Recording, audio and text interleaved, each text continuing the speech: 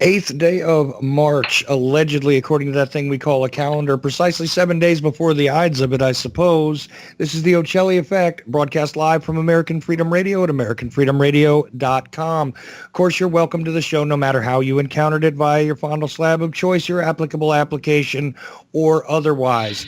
Now that I've spoken really quickly and gotten all that out of the way, it is Wednesday, and this is going to be an interesting show as far as I'm concerned because I have no idea what's going to happen as per usual. And, you know, the opening music starts to play and I begin to choke on the fluid I'm drinking. Always tells me it's going to be a good one. And it's also a good one because Sherry Wisdom is with me, who is the host of Elemental Evolution. And I got a weenie dog starting to growl by my feet.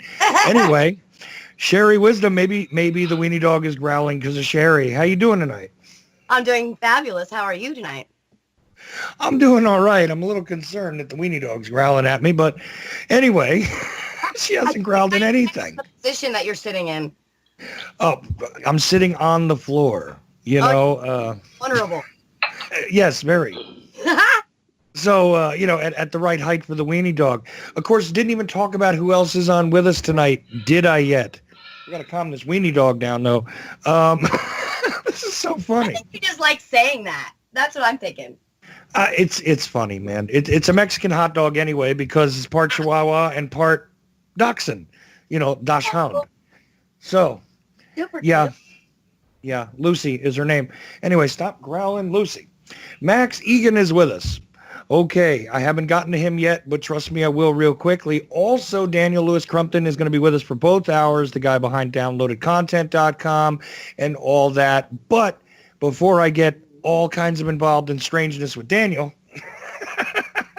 let's first talk to Max. How you doing tonight, Max? I'm doing well, Chuck. Thanks for asking me on, brother. And nice to be here. Always nice to be here. Nice to talk to you too, Sherry.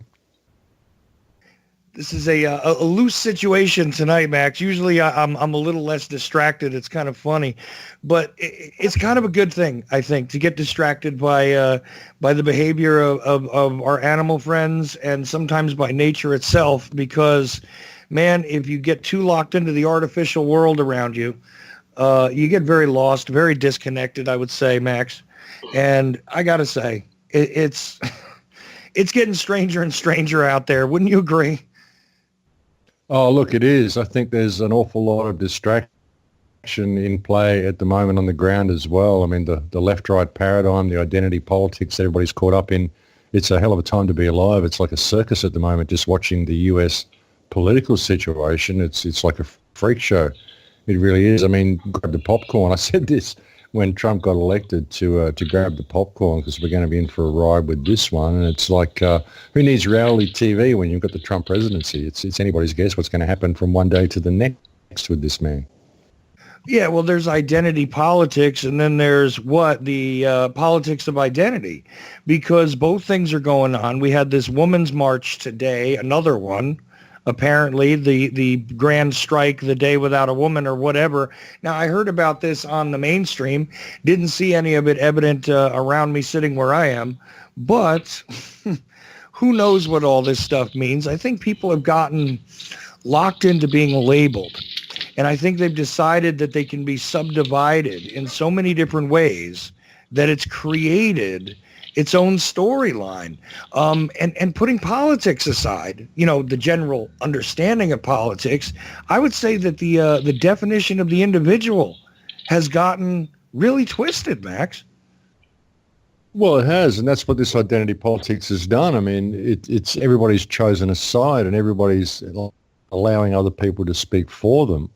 And really, we're seeing the whole freak show being exposed for what it is. I mean, people have got to step back from this and realize that there really are no sides. So much of this is theatre. They don't really care which camp you choose, as long as you choose one side and fight with the guys on the other side. You know, I think this is a really good opportunity for the people of America to step back and really see how they're being played and see how they're being manipulated. And a lot of people are failing to do that. And yeah, the news, it's just this ongoing thing, this barrage every day. Like we've just seen the release of the Vault 7 information, which is very important that this has come out, but it hasn't actually told us anything we didn't already know. I mean, we've been saying this for years. Yes, your television is spying on you. Your phones are spying on you. Your computers are spying on you. There is nothing that is safe. There is no encryption that works against the tools that these people have. And all this has come out now. So it's kind of exposed all that as well. What people aren't really looking at with this, though, of course, is the fact that how irresponsible the CIA has been in losing this data and losing all of these hacking tools, because now these tools are available to everybody. Anybody who can get hold of this code that's been released, it's all there. So now all the foreign governments have got it. Any hacker, any garden variety hacker can go and use these tools against anybody that they want. It's very, very irresponsible. But again, it hasn't told us anything we didn't already know.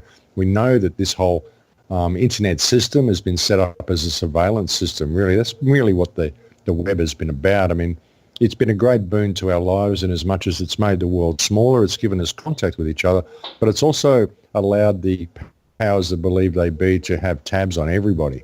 And that's a lot of what has happened, and that's what's been revealed by the release of this Vault 7 information. But again, like I said, it's nothing we didn't already know. Hopefully it will show people how they're being played, and hopefully it will show people that it doesn't really matter what government does. There are forces behind government that are really ruling the show. And all of this has happened because of our tolerance of it, essentially. I mean, that's what's brought the whole world to the state that it's in, is our tolerance of this. And hopefully this is going to give people a little bit of a kick up the backside and make them realise that they've got to be a little bit more responsible and stop tolerating this type of corruption, because it's so rampant in the world today. And this just shows how rampant it is. And it shows how ineffective our governments really are as well. Ultimately, it's got to come down to the people. Hopefully, this will provide that sort of an opportunity for them. Well, yeah, you would think so, but at the same time, it seems to me as though, this should not be a shock to anybody, not even those who wanted to deny it for so many years, that, okay, you're just a crazy conspiracy guy because you're telling me, my TV can talk to my refrigerator and they can all speak to the microwave and give statistics on everything I'm eating, drinking, looking at, listening to, and saying. Yes, indeed, your cable boxes have had microphones in them for probably 30 years. All this stuff. It's amazing to me, though, that there are people that are still willing to deny it, despite the fact that this has been dumped out there. And to me, it's not even a question of, okay, now hackers can get a hold of it. Realistically, there's nothing to be hacked. This stuff was already available. It was built so that it could be available. This is really the voluntary surveillance system, right? Where you decide to participate in this stuff. So the more of it you participate in it, the more electronics you buy, the more stuff you register, the more you post to Facebook, the more you give away your information, the more they have. And at the end of the day, I've always felt kind of like nothing is really private anyway. Unless you can put yourself into a box, you can't possibly make a single move that is private. And realistically, again, I have to think to myself, well, it's not like you can't film something utilizing, I forget what they call it, the infrared, where they can pick up on the heat signature of an individual inside of that box too. So guess what? Privacy is a delusion at best. And it has been for a very long time. To me, it just seems like the timing of this dump of information is really just to keep people distracted, just like the upheaval or the illusion of upheaval in the political system is to keep people distracted. It's all to keep us distracted because they're actually preparing to do something in a pretty significant way.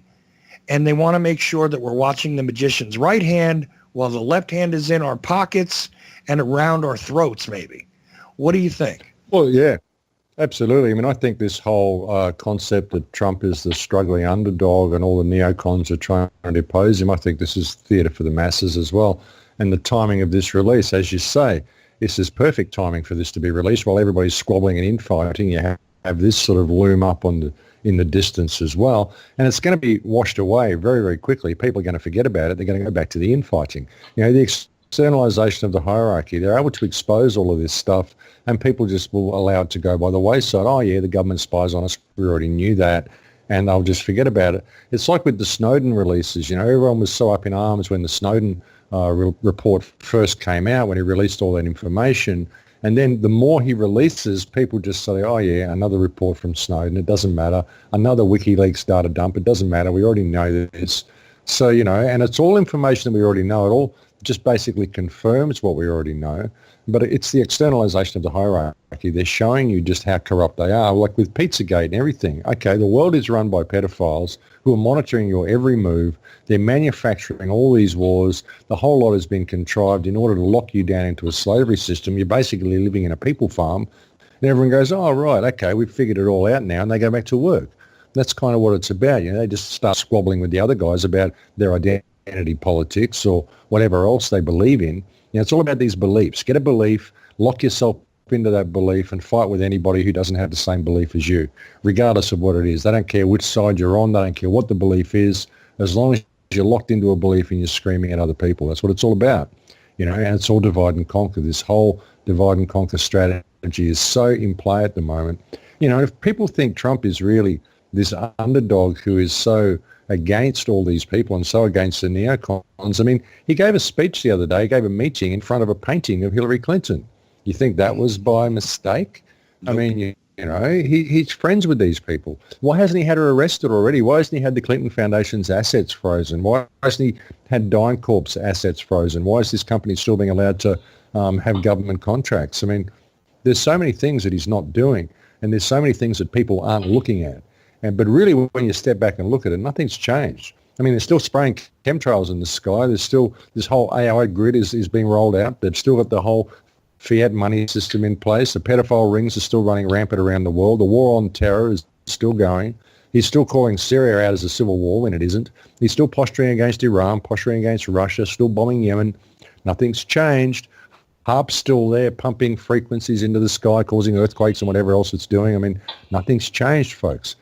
Everything is going along exactly the same as what it was, only everybody's now arguing over identity politics, and half of the independent media is turned into a cheer squad for Donald Trump. And Donald Trump is the state. I mean, regardless of what you think of him, the state is the state, and the state is not your friend. And I can't see that he's really done anything to cause any real change. And in fact, I think America has been allowed to deteriorate to the point that it has, simply so Trump could come along and put a few Band-Aids on, like cancel the TPP, work to get the roads fixed, create a few jobs, get vaccinations investigated, all this sort of stuff, but just still continue the same globalist agenda. I think we're all just going in the same direction that we always have. Well, right. All this is the shiny object, and this is funny because they started using this term recently in a lot of circles, the shiny object to keep you distracted. What happened to the whole allegation that, there was voter fraud? What happened to the whole, and believe me, I'm one of these guys who did not fall for the message, right, regarding this is different in any way, shape, or form. It's just one criminal for another, in my estimation. I mean, yeah, Trump works with, Russian criminals and all sorts of organized people, Italians for sure, maybe a little more street level than, the Clintons do, but maybe not, depends on how you look at it, right? It's still all corporatist stuff. The corporations are still the dominant force, okay, being supported by the government or the government being supported by them. I'm not sure which way it actually works because it all seems to be so intermingled. It's the massive grid. And it hasn't changed in the least bit, except now we have, 23 hours a day of coverage of everything this guy puts out on his Twitter account, and we're meant to keep track of that so that we don't realize that you're exactly right. The conditions have not changed. And in that way, though, I think this provides those of us who have a different point of view an opportunity here. The more that things don't improve in reality, the more that we'll be able to reach individuals who have the ability to still think for themselves. There is a tremendous population that no matter what you tell them, even if it's, raining acid on them and they're burning to death, they're not going to go inside of their homes and shelter in place, okay? They just won't. It doesn't matter what you do to them. They're sick, they're dying, they're sitting there, they're injecting exactly the poisons that they should not into their veins, and they'll keep doing it until they stop breathing. This is exactly what they will do because they insist upon it. I don't know why. I don't know why they refuse to see any of it, but there is a segment of the population that is just simply doomed. But it's not all of us, is it, Max? Well, no, it's not all of us. I mean, many people can see what's going on, but, there's so much theatre involved in this. Even the whole concept that, the wiretaps and all this, that Obama's leading this coup against Trump. I mean, I can't honestly understand why anyone will be buying into this concept. I mean, Obama's a puppet. He's a figurehead. He's a mouthpiece. Obama isn't running anything. It's who's behind Obama that would be running this. I mean, Obama may be being hung out to dry for this, but it's not Obama. There's a whole mechanism that operates behind the president, that operates behind all of these people, that people are failing to see. They're just not looking at it. They're just so caught up in this whole left-right paradigm. Hopefully this will provide the opportunity for people to see what a farce this whole thing is and that they have to lead themselves. I mean, the fact that Trump does use Twitter, he's kind of made things very human. He's kind of humanized the presidency. He's brought it down to street level, if you will.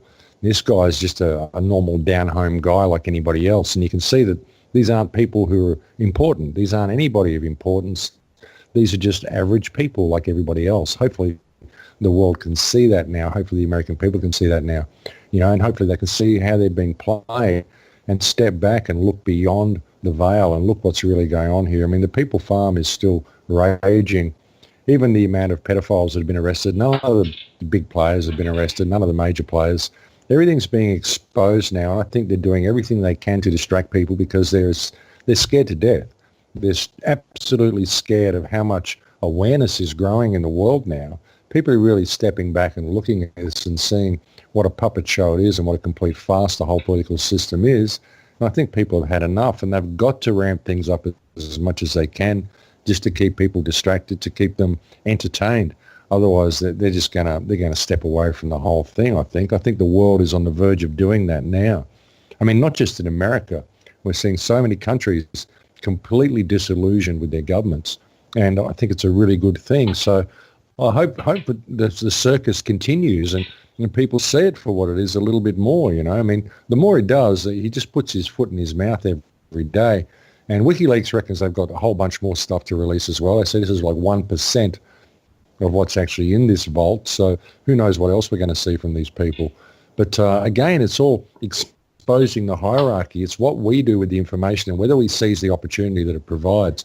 The problem is that people look at all this and they turn to government to fix the problem. And even the government is playing this as if they're going, well, where did the leak come from? That's what's important. Well, no, it isn't. It's not important where the leak came from. What's important is the fact that the CIA has just been exposed as the criminal organization we've been telling everybody is for the last 10 years. So why don't we do something about that? Why don't we pull this organization down like JFK wanted to do? And you might stop some of the crime and some of the wars and some of the coups and some of the corruption and drug trafficking and human trafficking that's happening all around the world because the CIA has its fingers in all of it. Oh, so yeah, but Max, it's only been, but it's only been 50 times that we've showed how criminal the CIA is, how murderous it is. You got to get to 51, right? It's got to be at least one more time, Max. How many times do we have to show people that they actually murder people, cause genocides to be set off, topple governments, which cause countless individuals to suffer? How many times do we have to show people that? Oh, no, wait a minute. We're going to worry about them hacking into your cell phone. Come on. Yeah, exactly. This is ridiculous. I mean, since the 1970s in America, we have known it is public knowledge without question. Even the government admits that the CIA was involved in all sorts of things that were not part of the proper charter, were not allowed by international law, or actually criminal acts of all sorts. And who actually goes to prison, Max? Nobody. So, I mean, come on. That's just ridiculous, first of all. And I'm watching this and laughing, because I took time to study what they discovered during the Church Commission and the Church Committee, the Rockefeller Commission, during the JFK Records Collection Act. I know this stuff inside and out, Max. So, the fact that they're hacking cell phones is funny to me. Okay. Exactly. I mean, like I said, it's just stuff that we've been telling you for years. So now here it all is, folks. So what are you going to do about it? That's the problem, I mean, this is a criminal organization. It's an absolutely criminal organization that needs to be dismantled. And it's the people's tolerance of it. Like I said before, that's what's allowed this whole situation to unfold and this whole situation to be perpetuated is people's tolerance of it. Like you say, it was back when the church committee put all this information out, when the investigations into JFK, so much stuff has been released over the years, and we know this. We know how corrupt the government is, but people still tolerate it. And now they just put it in your face. And what are people going to do with this now? Are they just going to tolerate this? This is what we've been telling you for years. Now here it all is. So are people going to continue to tolerate it? Are they going to think Trump is going to lead them to safety? Because it doesn't matter what sort of a world Trump is going to lead you into. If you haven't adjusted your moral compass and you choose to continue to tolerate this sort of corruption, then you're just going to end up back where you are, or if not worse. So, and once we change that, once we change our moral compass and refuse to tolerate this type of corruption, we refuse to tolerate wrong behavior, refuse to tolerate evil, then the world has to change around us. It's really that simple. So hopefully this is the opportunity. People need to do that because hopefully now they can see what a farce this all is. Well, see, I want to share your hope, but let's talk about that moral compass for a minute, because words like evil, bad, criminal, these are all subjective terms, right? There's lots of different ways to slice that. Okay, Max? I mean, well, I know what you mean by it, but I'm saying to you that, you know what, there's lots of different ways we can play with those words. Is this legal? Is it moral? Is moral and legal always the same thing? No. Is something that is evil necessarily illegal? No. Is something that is, completely illegal and evil always prosecuted? No. There's lots of different holes, lots of different loopholes there. I think about the moral compass. Well, but I think about the moral compass in this way, and people are like, oh, God, here he goes. But I have to bring this up to you because this is the singular element to me that is the problem. Somewhere in human nature at the moment, or in the people's nature, in mankind's nature, in the creature that, I know myself to be part of the herd of, okay, in our nature somewhere, there's this problem of seeking to dominate others. Why is that not the part of the moral compass that is being addressed? All of the separations, these people who have a religious belief different than mine, blah, blah, blah, blah, blah. This is what the problem is. Those people that live in another place because they're not part of my national origin, they're not part of my skin color, they're not part of my belief system. All of these different things, it's all about the domination and the implementation of one's own alleged identity upon another, right? If you eliminated that need or that encouragement to dominate, not just with governments, but with individuals directly, if you didn't need to dominate, if you didn't need to get over, if you didn't need to aggressively handle others in one way or another, I mean, think about that for a second. Why is that never seemingly addressed by anybody who's a philosopher, anybody who's looking at the world around us and trying to study the ills of it? This, to me, is the key. If you don't have a need to dominate or to batter another, if that is removed, we don't have these problems, Max. Or am I crazy? Well, exactly. I mean, it's the manufactured enemies that we often have that our governments manufacture enemies for us, and it's the fact that we're kept in a constant state of scarcity also contributes to this as well. I mean, very often people's need to dominate others or their will to dominate others is because they believe themselves to be in a state of scarcity. But if we're left to do our natural state of abundance, I don't think we'd have that need. I mean, sure, you're going to have alpha males that want to compete for a female or whatever, but if you live living in a world of abundance where you've got access to shelter and you've got access to food, you've got access to everything you need, and there's no need to dominate others to get what you need to survive, then where does that need come from? It would more be, competition for mating purposes or whatever, which is what it always was in the tribal situations. So, I think a lot of it is contrived. I think a lot of it comes from the fact that our sexuality is so skewed and the fact that we are kept in a constant state of scarcity. I think that's a lot of what this society has manufactured us to be, and the fact that our government manufactures enemies all the time. It's the fact that we believe some other country wants to come and invade us that it even creates the need for government to protect us against this other country who doesn't want to come and invade us at all. This is just two governments colluding with each other to enslave their people. So, I think a lot of it is a miseducation that we're subject to. We are so disconnected from what we should be in our natural state. That this is just a natural byproduct of that. But I think if we weren't kept in a state of scarcity and constant competition, and if we're allowed to live in cooperation, allowed to experience ourselves to the fullest of our potential, we wouldn't have a lot of these problems. I mean, sure, you're going to get psychopaths. You're going to get psychopaths that come into play and want to dominate others because that's what psychopaths do. But, hopefully we could weed these sort of people out with the right education, with the right sort of eyes. We'd see these type of individuals. We'd see what's going on, and we'd be able to separate them from the rest of the community or whatever. I don't know. I mean, but there's a better way to do things than what we are. But I think a lot of this competition and this need to dominate others is contrived. I think it's a program that we're running. I really do. Well, even psychopaths might not even necessarily exist without this forced scarcity, need to dominate, right? And the constant, as you said, fabrication of fabled enemies in order to keep the masses in line. Without that continuous pressure on the mass, you don't even know necessarily that psychopaths like that would emerge as often as they do currently, do you?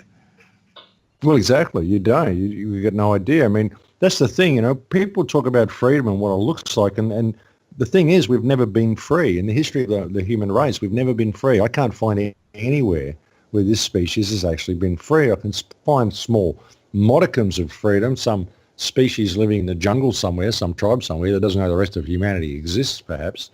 But, on a whole, generally, the human race has never been free. So we don't really know what freedom looks like. But I think we have a great opportunity to create freedom now, to actually move towards a situation where we would be able to actually govern ourselves, given the right circumstances. So, it's going to take a little while to achieve that. We couldn't sort of jump straight into anarchy because, frankly, the world isn't educated enough at the moment to know how to govern themselves. I mean, I'm sure some people are, but mostly people aren't. You'd end up with a power vacuum. But, we need something that's going to empower people, some sort of a step away from government that's going to empower people.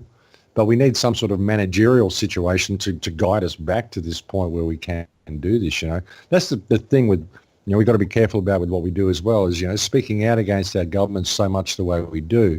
We've got to be very careful that we don't just pull our governments down and end up in a state of chaos, which would create a power vacuum for any type of, survival of the fittest. The strongest faction will take over, and they'll do so in a brutal manner, and we don't want that. Right. I mean, there's a lot of good things about civilization that we want to keep.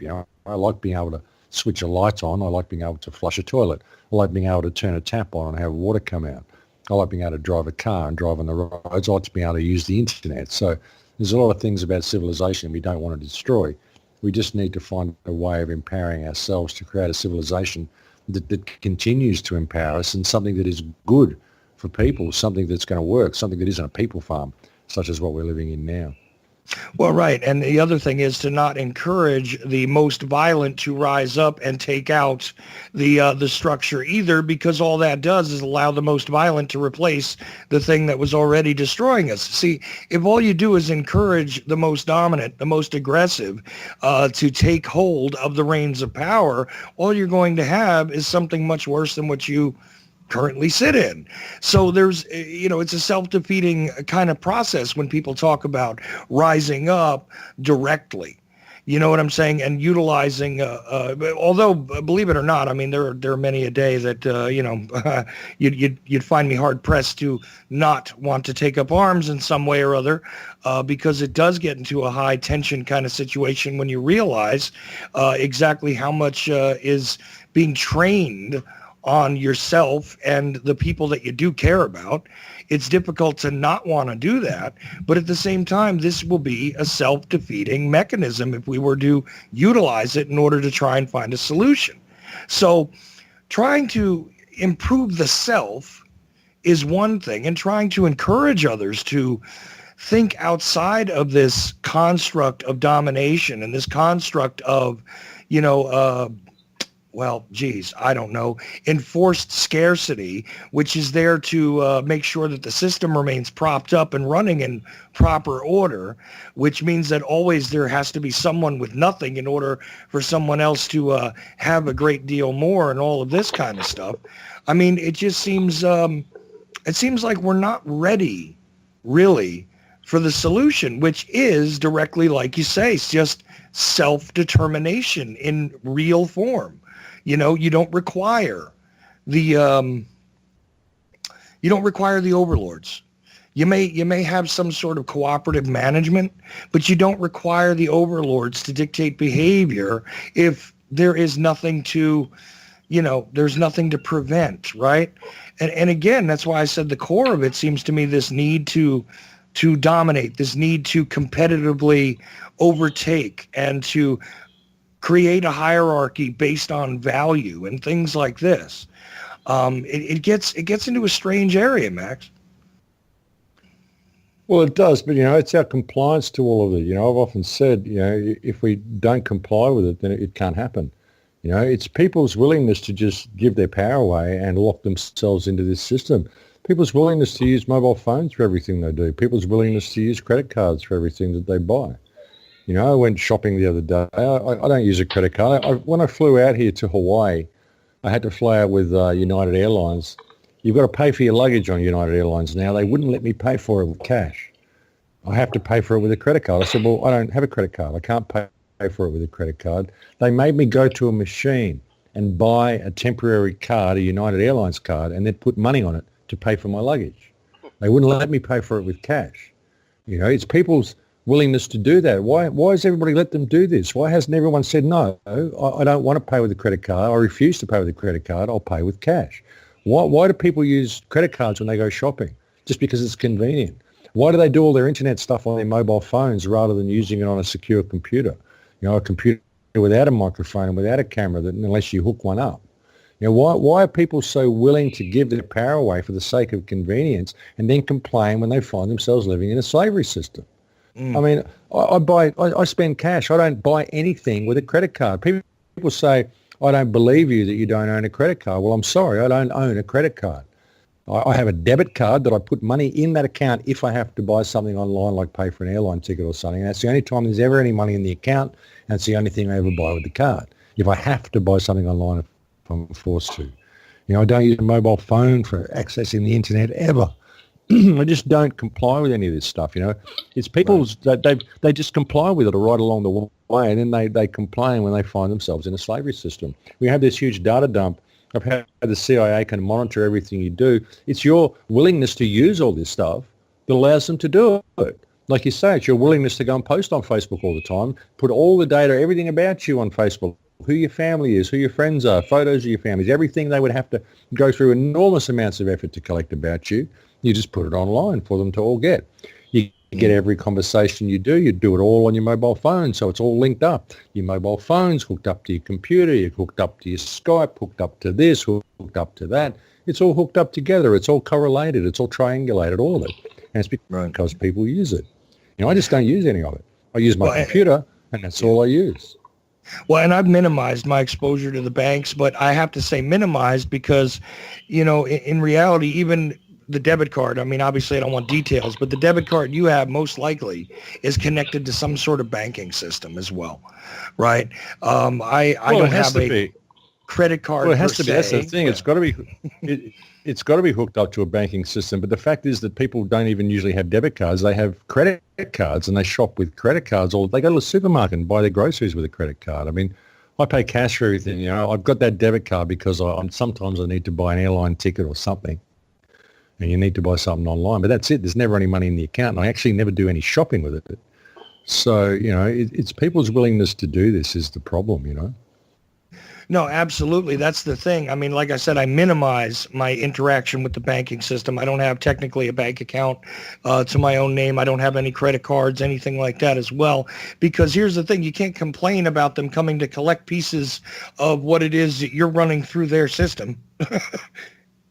If you're constantly utilizing their system, right? Exactly. But it's people's willingness to comply to all this stuff. There's a film that came out years ago called The Green Beautiful, a French film, and they talk about back in the days of chaos when they all just threw everything away. Imagine if people did that, just threw their television sets away. Just stopped using their credit cards, stopped using their mobile phones, went back to the way things were, started using landlines if they want to call people. Nothing digital. Use all this digital currency and digital transactions and all of this sort of stuff. Ring people on a telephone if you want to talk to them. Write a letter to them if you want to talk to them. I mean, the internet's great, but it's turning into a big shopping mall, and it's giving the powers that believe they be tabs on everybody. And we just have to stop complying with it. I haven't owned a television in years. The only time I ever had a television in my home was when I was married, and my wife owned a television, and she left like 15, 18 years ago or something, 20 years ago. I haven't had a television since that day. I just haven't had one in my home. And I don't use any of this digital stuff. I don't use mobile phones or anything like that. So people have just got to step away from it and realize that, it's the surveillance system themselves that they're putting in their homes. All these new computers like with Cortana and Siri and the Mac operating system and the new Windows 10 and all this sort of stuff. These are surveillance systems, all of them. The new TVs that are 3D capable, these are all surveillance systems that people are putting in their homes. If we just threw all this stuff away, didn't buy any smart appliances, you don't want a smart fridge, you don't want a smart TV, you don't want a smart phone, you don't want anything smart because it's not smart for you to own it. It might be smart, but it's not. You're not being smart by owning one because you're giving all your freedom and your privacy away. So, we've got to stop giving away our freedoms for the sake of convenience because it's more convenient for them than it is for us. Well, and the convenience has caused a distortion too, because, people have entirely built lives in the surrogate reality, which has nothing to do with truly connecting with one another, face to face, person to person, like our natural design is there to do. So, people get very bent out of shape about their Facebook relationships, right? About their online this and that and the third thing. I mean, people are really living a lot of their emotional lives invested into something that is not tangible outside of the image on a screen or, the sound that comes from a device in their pocket. It's getting a little odd there too, but again, I don't think all is lost. Well, no, I mean, the problem with Facebook and that is it's removing human interaction. Like people are taking the text way too seriously. Now, someone can say something in text, some little flippant remark, and you take it absolutely as gospel, word for word, as if they meant every word of it. You don't get the facial expression, you don't get the tone of voice, you don't get the mood of the person that is delivering the message to you. And people take text way too seriously. It removes all the emotional input and all the human input into the conversation. And people are losing their social skills because of it. And you're finding people are developing problems with each other when if they were to have the conversation in the real world, there wouldn't be a problem with each other at all because there are certain inflections in the voice and certain looks in the eye where you can see exactly what the person meant. And you don't get that from text chat. I've really pulled myself right away from text chat.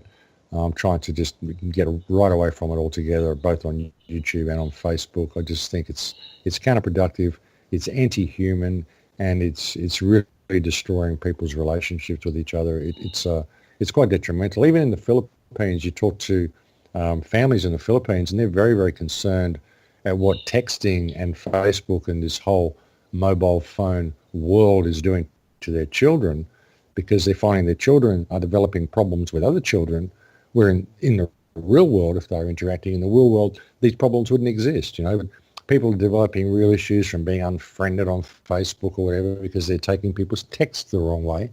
And as I said, if they were actually talking to the kids, it wouldn't really be a problem. It's just because you're reading it in text. So I think that's something people need to look at and take into account as well.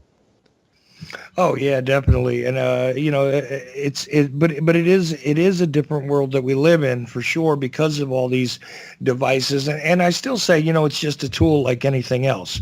All of these things can lead us away in one way or another from dealing with what is right in front of us. Now, you're on the move in a lot of cases, right? But a lot of people that are listening to this show or that interact with me or whatever, they're stuck in one place. And in a lot of cases, they're stuck in the online world, and they don't even know the people that are 30 feet away from where they're sitting as they're listening to this show. You know what I mean? The people that are actually right next door to them, they don't know them.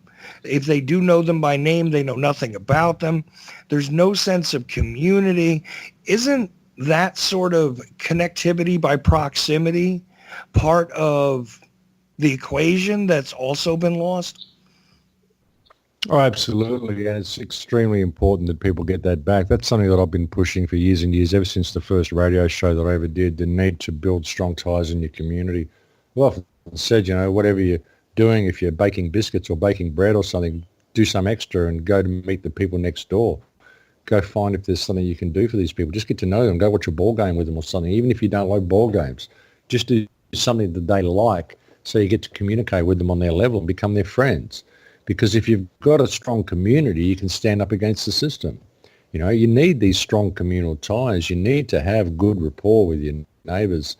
Like it's got to the point now, if the police come and take someone out in some house, all the neighbours get out and ogle at it and they go, oh, I wonder what he did wrong, But if they actually knew the person, they might find out that he actually hadn't done anything wrong, and that you're all informed that you knew something like this was going to happen because the guy's an activist. He's been speaking out against the government.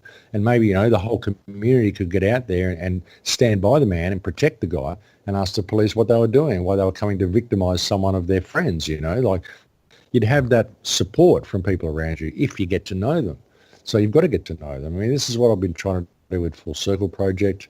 Just reach out to your community, create some sort of an action group in your community, and get to know your neighbours. It's so important that people do this. The whole divisive nature of this system, the whole divide and conquer strategy, it's never been more apparent than what we see in local neighbourhoods.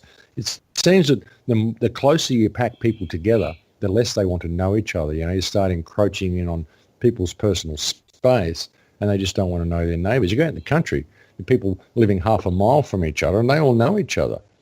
All the people in the local valley will all know each other. They know what everybody's up to, what everybody's business is. They know the names of the kids. You get people in an apartment block, you have 50 families living in one block, and nobody knows each other. It's really bizarre. That's what cities seem to do. And the closer you pack people together, the more divided they become. And I think it's really important that people break down these barriers and build these strong ties in their community, because strong communities can stand up against anything. The government has nowhere to go against a strong communal response. I've been saying this for years. Well, right. And a lot of those radio shows that you referenced, you can find at the Crow House, right? Wouldn't mind if you told people about that real quick. And then I want to kind of get the thoughts from Daniel and Sherry as we go forward. But tell people about what's over at the Crow House. Yeah, well, there's a lot at the Crow House. I've got probably 1,600 pages there now, thecrowhouse.com. That's been my website for 9 or 10 years now. You got 8 or 9 years of radio show archives on there, hundreds and hundreds of hours of me talking, folks. You can listen to me drone on forever. And I've got 6 films over there that I've made as well. Everything's for free. There's no advertising. There's no subscriber section. It's just a database and a portal, a resource hub, really. So there's a lot of links and there's a lot of pages. There's hundreds of articles there linked to in the article archives. So, yeah, make use of it, get it out to people, share the information. It's all stuff that we need to know. I haven't put anything on there that is kind of flippant. I mean, everything on there I think is need to know information. So I don't just put anything on there in the headlines, and don't just put any article on there. It's all important stuff. So yeah, thecrowhouse.com. You'll find out everything about me there. Well, absolutely. And, I want to get, first of all, Sherry's thoughts on what we've discussed so far. I know I've kind of dominated this whole time period here, but, what do you think about what I've been discussing with Max, Sherry? I think that Max, as always, has a lot of valid points. You both seem to, speak the same truth, as they say. But I think that one of the things that I wanted to throw in from a woman's perspective, I suppose, is that I've gotten a lot of comments in the last couple of days about me not supporting the Woman's Day. And I guess, to me, I'm not going to support anything that supports separation. And I don't care if you're a man, woman, yellow, green, purple, blue, whatever it is that somebody is telling you gives you that separation and causes you to either put your energy for or against. You are still feeding the powers that be. And so to me, it's exactly what you're saying, Max, that we need to wake up, but we need to wake up to the games that they've been playing for such a long time that we think those games are giving us freedom when in reality they are keeping us trapped. Yeah, there you go with the politics of identity, Max, right away. I mean, I was amazed just over the past couple of days that LGBT has now become LGBTQ. I don't know how many letters are on it now. All of these different subdivisions, and you need to get with this group and that group, and based on what your genitals are, based on what race you are, based on what this persuasion you are. I mean, it's one of those things, right? I mean, this is exactly what we were talking about in the very beginning of our discussion, don't you think? Well, yeah, again, it's just divide and conquer. I mean, I get really tired of this, women's days, men's groups, women's groups. I get very tired of people saying the problem is that we're living in a patriarchal society. I don't think it's patriarchal at all. Patriarchal implies paternal. There's nothing father-like about this society at all. There's nothing paternal about this at all. It's psychopathic. And really, when you look at it, I don't think it's patriarchal at all. Look at Queen Beatrice, look at Queen Elizabeth, look at Hillary Clinton, and look at Madeleine Albright, look at Angela Merkel. I mean, Julie Gillard. There's so many people, so many women who are just as bad as many of the men that are involved in this. When you look at the people farm that's being run, I mean, there's women that are just as rampant in it as men. So I think the whole concept of it being patriarchal versus matriarchal is simply a distraction. I think it's psychopathic, and it's irrespective of what your gender is. I think there's been so much work done to divide the sexes, and I think this is just continuing into it. And I totally support what Sherry was saying then about not wanting to support a Women's Day. It should be a People's Day. Real People's Day, genuine People's Day, non-psychopath day, a respect day where all genders respect each other. I mean, what's the problem with that? That's the direction I think we should be going. We've got to get out of this this distraction, this whole division play. Anything that separates us, it's ridiculous, I mean, sure, we're our own selves, we're our own individuals, and sure, we are separate to everybody else in as much as we are ourselves, and we're completely unique. We're sui generis in being ourselves. But at the same time, we're all in this together, and we all have equal value, regardless of our gender. So yeah, I think it's counterproductive to even support these sorts of things, and to even name this system as being patriarchal. I think it's counterproductive. Oh, I absolutely agree with you. And, on that note, I want to kind of go over to Daniel because, the subdivisions, yes, indeed, we are all individuals, but we are not divided. These things are not mutually exclusive.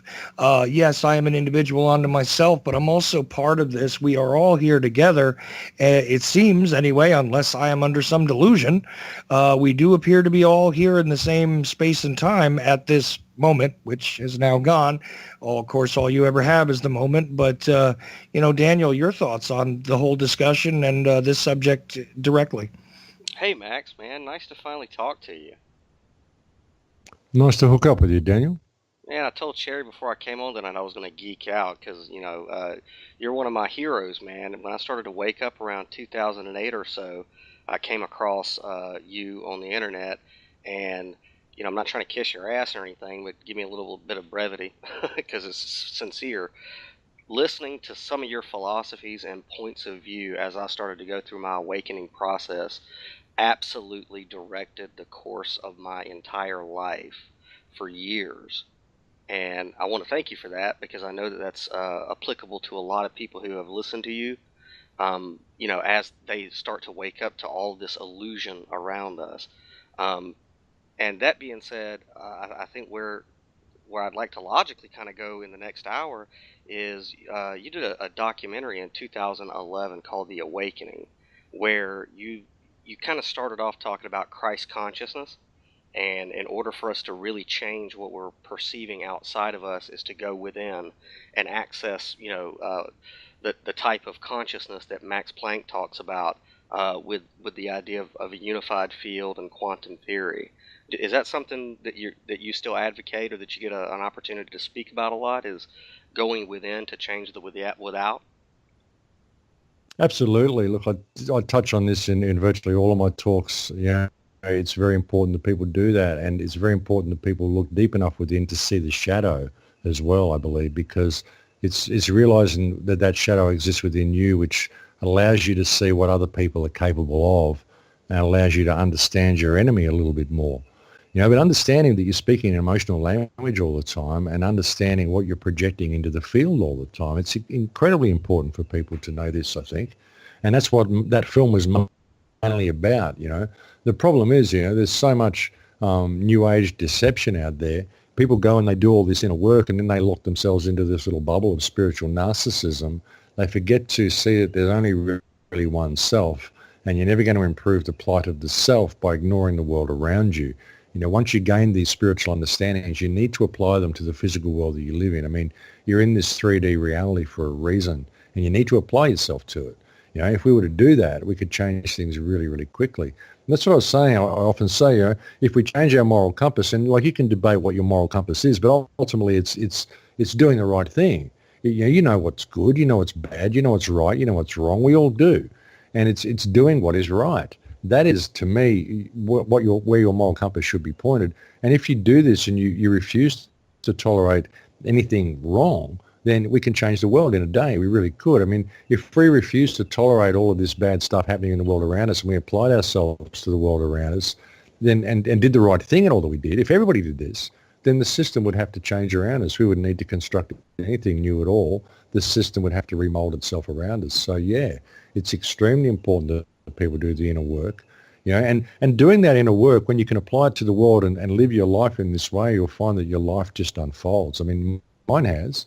My life has just been this series of synchronicities for years because I've managed to keep myself in that state. And hey, I lose it sometimes. I get angry. We all get angry. We all lash out.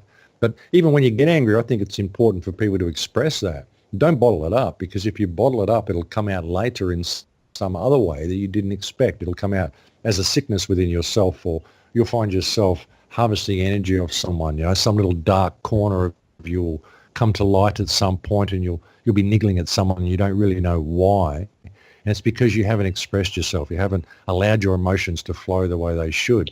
I think we're very, very cowed in how we express our emotions. We're taught that we shouldn't express our emotions. We're taught that we should be kind of living our lives on Prozac almost, And I think it's important that we step above that and live our lives in what we should be and express our emotions the way we should. But I think it's very important that we understand we're speaking this emotional language all the time. And thank you so much for the compliments as well, Daniel. It's wonderful to hear that the show's actually helped people and put a little bit of positive guidance in their life. I hope I don't mess you up, because I don't get things right all the time. I mean, on the shows... Well, listening to you absolutely destroyed my life. But enlightenment is a destructive process. When you start to think about these concepts and others aren't ready to go down that path with you. But I think that what was most important is the tone and vibration in which you transmit the information, so that people don't freak out and lose their shit, thinking that there's no hope and that we're all doomed. That there is a workable solutions, and it's beginning with the person in the mirror and doing no harm to others. But a question that I would ask you is, what would you think of the nature of self-defense in areas where someone is trying to impose their belief system on you, or psychic vampirism or anything like that? What's your position on self-defense versus trying to force things to control others? Look, it depends on the type of attack that you're undergoing. I mean, I don't believe in violence, but I believe in counter-violence. If someone was physically attacking you, I'd absolutely recommend people defend themselves to the point of repelling the attacker, and whatever it takes to repel the attacker. But I mean, then don't go on the attack and become the aggressor. That's not what it's all about. As far as psychic attack goes, I mean, you just got to try to shield yourself and not buy into it. It's okay for other people to attack you. What it's really about is energy harvesting. It's whether you choose to give them that energy. And there's little psychic hooks that get in there, and I do it. I fall prey to it all the time. Psychic attacks, psychic vampirism all the time. And it's just something that you've got to be aware of. But the more you're aware of it, the more you just don't buy into it. I think that is the best defense, is to just not give it any energy. Well, that's right, Max. And, we're up against the break here, so we're going to go into the next hour here on the Ochelli Effect. Max Igan, Daniel Lewis Crumpton, and yes, indeed, Sherry Wisdom is with me as well on a Wednesday night. And I guarantee this conversation is going to get a little deeper. Stay tuned to American Freedom Radio. We'll be right back. Always nice to kick off the second hour with a band from Brooklyn called Biohazard. Anyway, this is the Ochelli Effect, broadcast live on American Freedom Radio at AmericanFreedomRadio.com. Max Igan is with me, and this has been an interesting conversation so far. I assure you, if you missed it, tune into the first hour on the archive.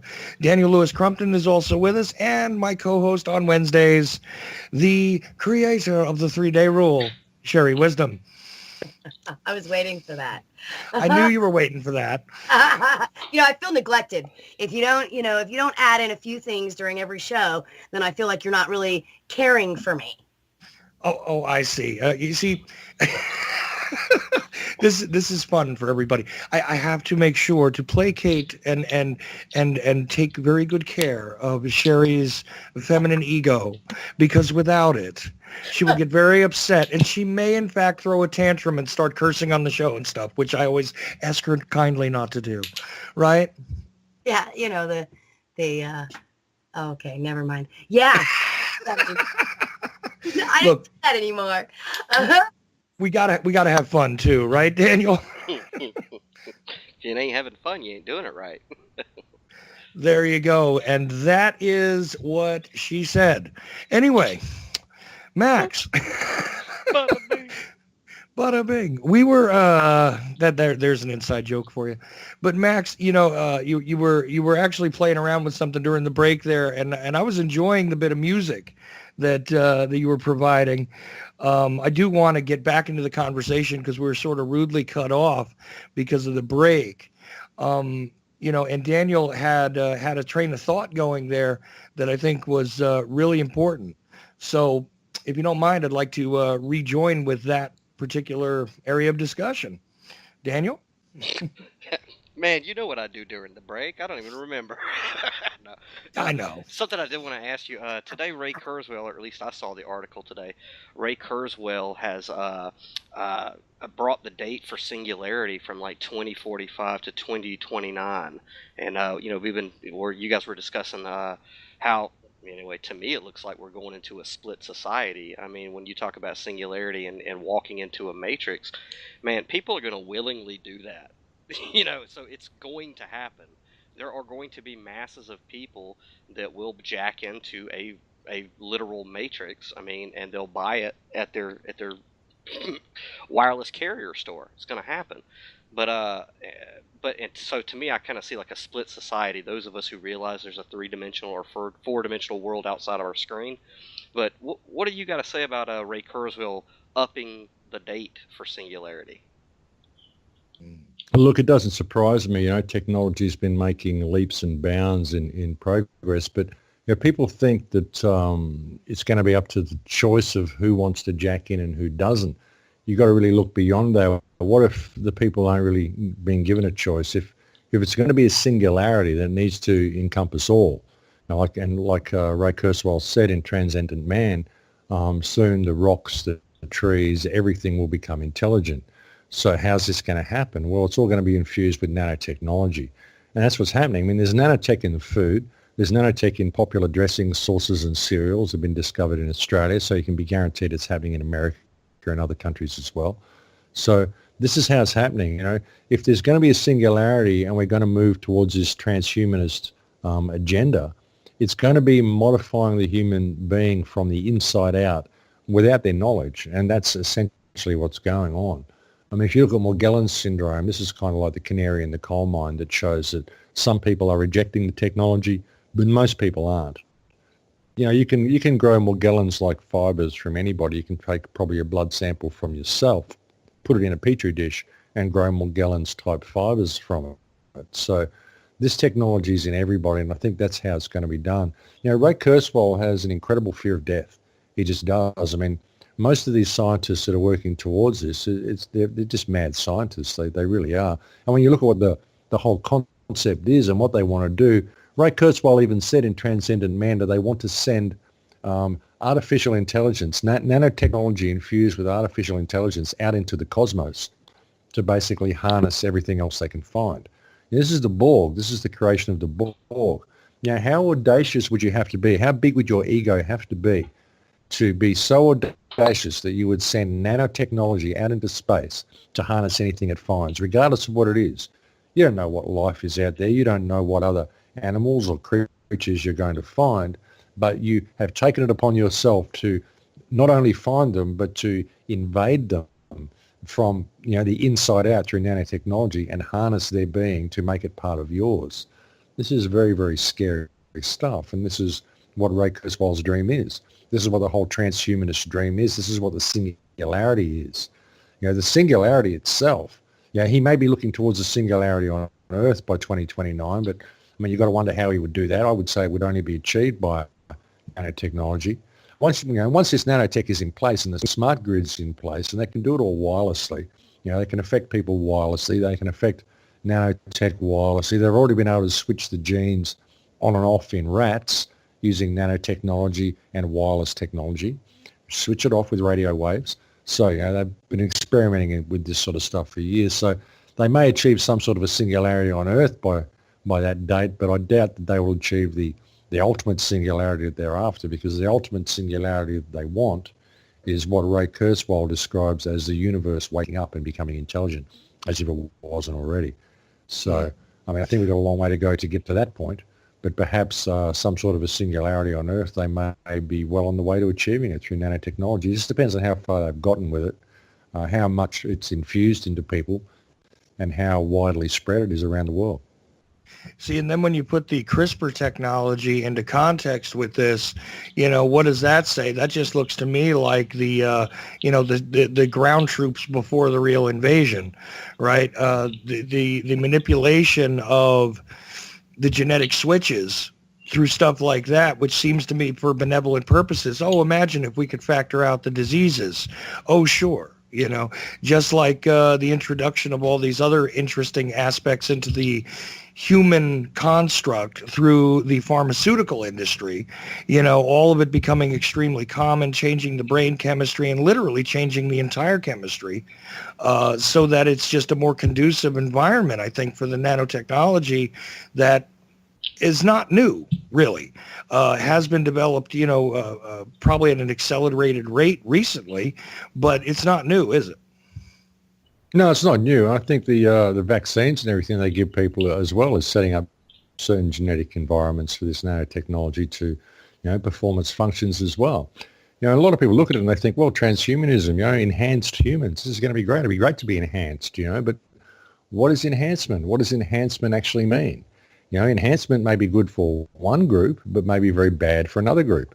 I mean, if you look at cattle, what about enhanced cattle? What about people who are bred so that they cannot breed, so that they can work long hours, so that they're very docile and very unquestioning?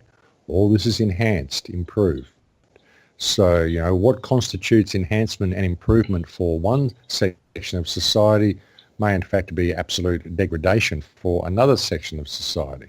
So you really got to look at how they're going with it and which part you're in. I mean, are you part of the ruling elite who are actually running this? Do you think that the enhancements that you're going to get are going to be beneficial to you? We're already seeing a massive drop in births and stuff. I mean, people are having a very hard time having kids. We're seeing things like ectogenesis chambers developing. We're seeing things like artificial sperm being developed in the lab from stem cells.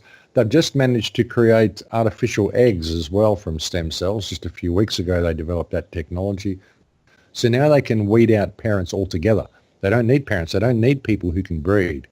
And they're doing this with GM food. After 3 generations of eating GM food, any species they've tested it on can't breed after 3 generations. So we end up with a human race who is unable to breed, who is genetically enhanced and enhanced with nanotechnology to be whatever the ruling elite want them to be.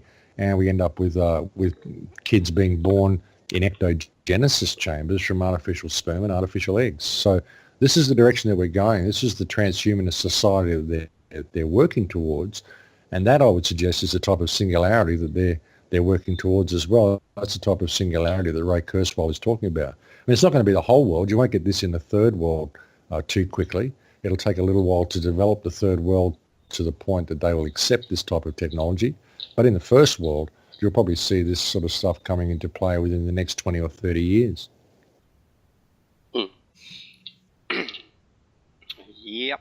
Now, I don't know if you're a movie buff or not, but recently I went to go see Logan, and I don't want to spoil it, for anybody, but one of the main plot points of it is obviously it takes place in the year 2029, which I find ironic that Ray Kurzweil said that today. But in the whole X-Men mythos, there hasn't been a mutant born in 20 years, and there's kind of most people think it's a throwaway scene where the main character Logan's walking through a cornfield. A farmer is, organically growing corn, and off in the distance you see these giant mechanized machines just harvesting corn. And Logan asked the question. He says, "Well, who's going to eat this crap?" And they said, "No, they don't. They drink it in their sugary drinks and everything." And later in the film, it's revealed that it was through food and drink that they suppressed human evolution. The way that it was intended by the universe. They suppressed it through what we take into our bodies to alter us on a genetic level. And everybody, I kind of looked around in the theater to see if anybody else got it, that's actually kind of what's happening. But I didn't see anybody. It's just me. So, do you think that maybe that there's some type of conscious, because since 2012 especially, a lot of people have been waking up, becoming more conscious to all of this stuff. Do you think that they're also trying to suppress that amongst us, like people here sitting on the call? I mean, we're more aware than your average American anyway. Do you think that that they're afraid of people like us who are speaking this type of truth to other people, so maybe they could wake up and trying to suppress that? Well, before you answer, Max, let me abruptly throw in the random devil's advocate statement here. Is it possible, because I've heard this argument made by some people that think that this is a great idea, that all of this tampering with the human genome and enhancement is a great thing. I've heard them say that maybe this is part of the true evolution that we're supposed to get to based on the gift of our intelligence, right? That this is the direction we're supposed to be going in. I don't buy this particular thought process, but I'm just saying there are people that actually believe that this is part of what should be because we're capable of it, therefore we should be doing it. I mean, what do you think of that? And also, answering what Daniel just said. Well, look, I think that people who think that, I mean, sure, there is that possibility, and there's nothing wrong with technology. The only thing that's wrong with technology is who controls the technology, who's in control of it. And when you look at the state of the world and look at the position that we're in, well, the people that are in control of this technology do not have your best interests at heart, and that's a danger. I mean, sure, enhancement might be great, but when that enhancement, when what you have become is being controlled or has the possibility of being controlled by somebody else, and that's a very dangerous thing for people to be giving their freedom away to. I really don't think that people should be doing that. I think it's something they should consider. If you were in control of the technology, it might be great, but you're not in control of the technology. That's the problem. And can you just, what was your question again, Daniel? Just briefly. Do you think that there's, whereas the people who are, have the keys to the control system are trying to, it seems like a mad rush to their own type of singularity, that there might also be an evolution happening in another part of humanity that they're trying to suppress? Well, yeah, I do. I think that there is a huge wakefulness that's happening, and they are going all out to suppress that. That's why they need to control us as quickly as they can. Like we have a real opportunity here for freedom, and they want to suppress that. I think a lot of what we're being offered is technology that we already have, like inner technology that we already have. And I think that's why it's so, we take to it like a fish to water. They give us this instant communication and all this sort of stuff, and it seems so natural to us because I think we can already do it. And they're attempting to replace that with this digital clunky version that they can control. And I think it's important that people look at that. I mean, we don't need to have all of this digital stuff controlling us. If we're allowed to be all that we can be, if we weren't being controlled by our food, and like you say, I mean, all the stuff that they're putting in our food is what is controlling us and what is controlling our evolution. they're doing that already, and they've been doing it through the GM food. Like I said, they're rendering us to a point where we will not be able to breed. They're putting fluoride and all sorts of stuff in there to lower our brain function and inhibit our cognitive function. So yeah, absolutely, they're manipulating our evolution, and they're trying to take it in a direction that they can control. And I think we need to look at it and step away from it. And that's what I'm saying about it. It's our willingness to buy into all this technology and take all of this stuff for granted all the time just for the sake of convenience. And we're not really looking at what it's doing to us. We're not looking at the type of environment we're allowing ourselves to be immersed in and how that environment is affecting us, like electromagnetically, how we're being affected by this electromagnetic soup we're swimming in. And when you add the nanotech to it, and you look at the experiments they've done with nanotech, like I said, they can get nanotech and inject it into rats, and then they can shoot radio frequencies at the rats and have the nanotech switch the genes on and off in the rats. So how are they being able to switch our genes on and off? What are they doing to us with all of these backscatter units that they use at the airports to scan you, and all the mobile phone technology, all the smart grid? We're just immersed in this radiation all the time, and we've got nanotech in us, which is programmable nanotech. So where are we going, and how are we being manipulated? You think we can outrun them? Yeah, I do, with awareness. If people can be aware of it, I think we can. I think the nanotech can't even survive under the right circumstances. I mean, if we can find the right frequencies to get it out of our bodies, I think we can. I think that nothing is set in stone. I don't think that it has to go forward in the direction that it is going. I think more people become aware of it, the better, and the more people step away from technology, the better. I mean, sure, we can still use some technologies, but step away from the stuff that they are forcing you to have. If they're forcing you to do something, you don't want to have it. Like I said recently, I went on to United Airlines. They're forcing you to use credit cards. They're forcing you to take your mobile phone, your iPads on the planes as well, because they're removing the entertainment system from the plane. So if you want entertainment on the plane, you've got to go and hook up your device wirelessly to their entertainment unit. So it's people's willingness to do all this sort of stuff, which is allowing it to come online. People's willingness to use wireless technology all the time. I mean, I don't have any wireless technology at all at home. Even here in Hawaii, I've got a cable hooked up to my laptop here. I don't have any wireless signal anywhere. I don't use wireless mouses or wireless keyboards, or I don't use mobile phones. I just stay right away from all that sort of stuff. I mean, I'm swimming in it anyway. It's all around us. I mean, you can go to any building and find 150 different wireless signals around you. But, it's people's willingness to do that. Hopefully more and more people wake up to it, and they'll unplug from the wireless, or they'll plug back into non-wireless and get rid of all of this wireless technology around them. It's having a huge effect on us.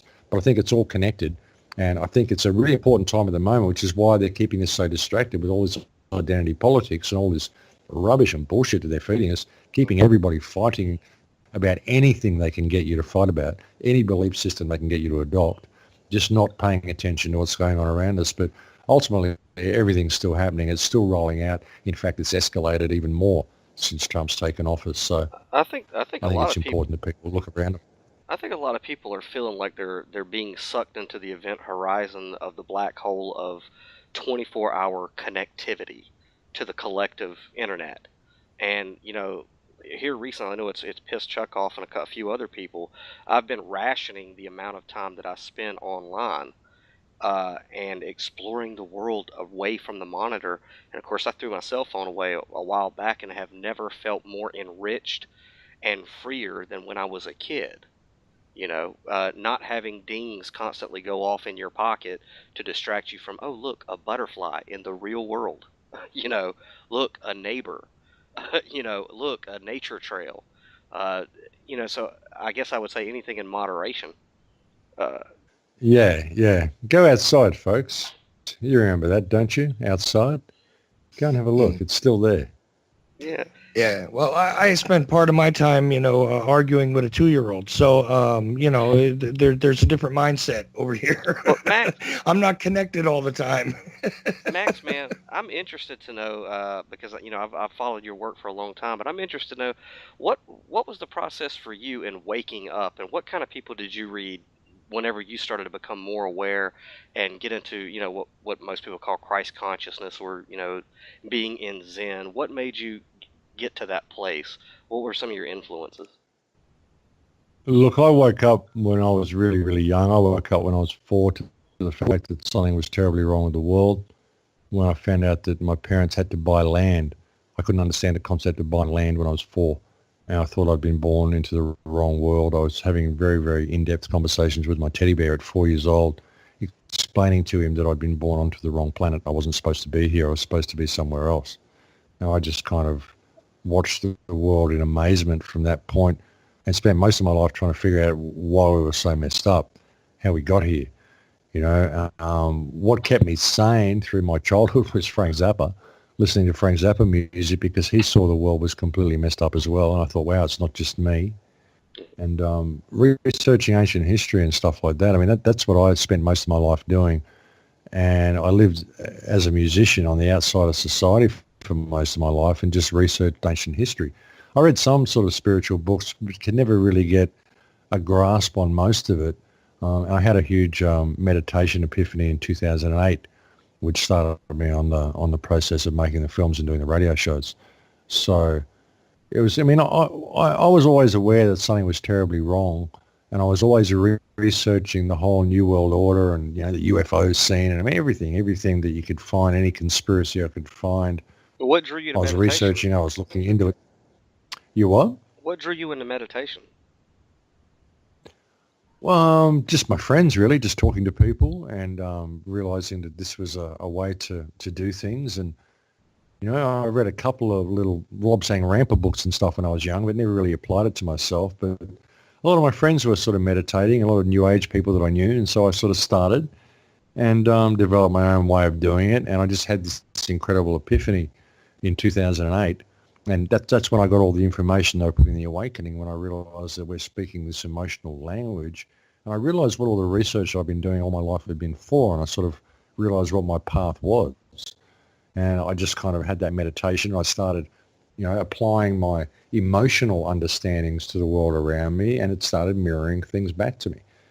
And so I stepped onto that path, and I've just been on that path ever since. I don't really know what led me to it. I mean, a lot of what led me to it was different crises in my life that I always saw as being really, really terrible times, but ended up being times of great opportunity. And I think all crisis is a time of great opportunity. And when I had all the information that I needed to step onto this path that I'm now on, the universe took everything away from me that would prevent me from stepping on this path. And it kind of pushed me onto it without any choice of my own. I never chose to do what I'm doing. Did you fight it like hell? I didn't. I just kind of went with the flow. I had no choice, really. I mean, I had nowhere else to turn except for my research. It was the only thing that was keeping me sane at the time. I'd basically lost everything at the time. I'd lost all my music and all sorts of stuff. It had been quite a terrible emotional trauma I'd gone through in my life. And the universe had just basically projected me and propelled me onto this path. And all I had to do was to go with it. And that's the only choice I had. And so I just immersed myself into that. And now I'm just kind of doing what I'm doing. And since I stepped onto this path, it's all been synchronistic. It's all worked. And I realized that all the path that I'd been on prior to that point was all giving me the information that I needed to do what I'm doing now. But if I hadn't have been in that little musical bubble, I never would have had the opportunity to gather all of that knowledge. So it kind of all worked out the way it was supposed to. I think that's what's wrong with people, is they're constantly looking for their path rather than allowing the universe to just propel them onto it, and realizing that all the information they're gathering along the way is all necessary. And once they've gathered what they need, it's just gonna happen for them. It's just up to them to recognize it. And when this crisis happens in their life, to realize that it's actually an opportunity. And most crisis is opportunity. That's the way we get to where we're going, through massive change and upheaval. Birth is always a painful process, and that's kind of what it was for me. It was kind of like a rebirth, or a real birth, of finding what my true path was. And it was painful, but it was a good process. Now when I look back on it, I'm grateful for all of it. I'm grateful for all the bad stuff that ever happened to me in my life, because it led me to right where I am now and gave me the knowledge that I've got now and the understandings that I've got now. And I wouldn't be able to do what I do without those things. So it's all been a blessing, really. See, I think Well, pain, crisis, and pressure are really just preparation for a later piece of the path. I mean, this is something that a lot of people fail to recognize. They seem to think that, it is the whole of the path when it's merely just one of the steps that needs to be taken sometimes. I mean, there's a great many things that probably would have destroyed me personally had I not endured much worse things earlier on. Let's just say, right? And even the fact that I endured something worse, I mean, it's hard to put these things in an order to say that one is greater than the other. But when I look back on it now, it's a little different than when you're immersed in it. And, like you said, birth is a process which is painful. But, if you ask somebody who's being birthed, if you could, do you recognize that this is just part of the process for what's going to come later? It's difficult for most people to recognize. Wouldn't you agree, Max? Oh yeah, for sure, but when you look back on the most painful times of your life, it doesn't matter now, does it? It didn't affect you now. It doesn't affect you now. All those things that you thought were so bad at the time, they don't really mean much to you now.